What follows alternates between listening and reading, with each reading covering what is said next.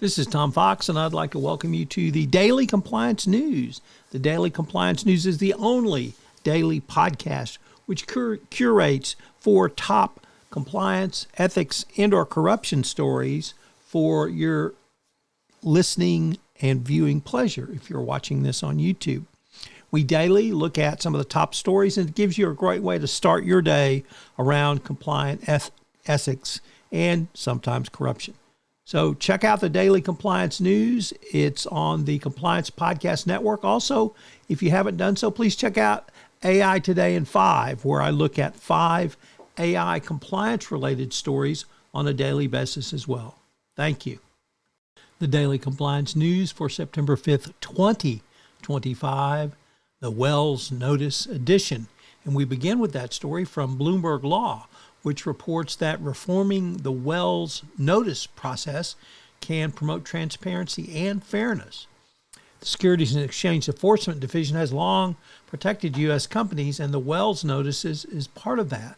But the author, or the reporter rather, the columnist, David Woodcock and Oz Nawaz, both from Gibson Dunn, say there's a need for reform on the Wells Notice process, as the division's discretion can seem opaque and inconsistent, and certain practices foster uncertainty and undermine the entire process.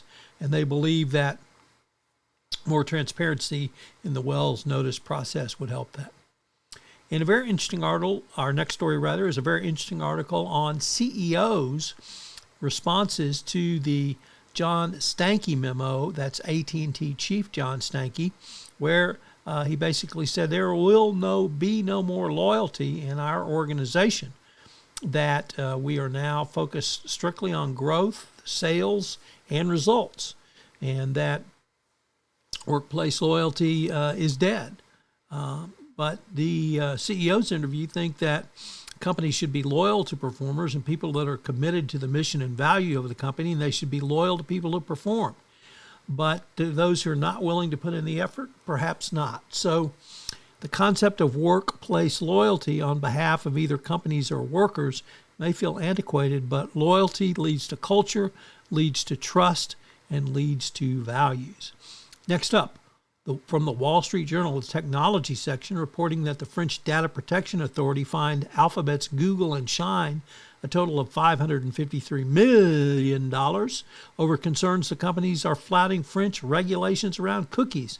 The CNIL said late Wednesday it had fined Google and Shine, respectively, as part of the regulator's broader attempt to regulate how large tech companies use cookies to track their listeners and users. So Google spanked a couple of days after the big antitrust lawsuit award. And our final story comes to us from ftm.eu. That's Follow the Money, a first-time contributor to the Daily Compliance News. And it says that EU's chief prosecutor is going head-to-head with Brussels elite over its corruption fight. In its fight against fraud and corruption, the European Public Prosecutor's Office has locked horns with powerful EU institutions and powerful political figures. The EPPO has maintained its independence and refused to bow to pressure. But with the current head of the prosecutor's office term ending in 2026, insiders question whether her successors will be able to crack the whip or instead will be forced to toe the line of the bureaucrats in Brussels and those in the EU Parliament. It's going to be interesting to see if the EU can continue its rigorous prosecution against bribery and corruption. The Daily Compliance News is a production of the Compliance Podcast Network and a proud member of C-Suite Radio. Thanks so much for listening. I hope you'll join me again tomorrow.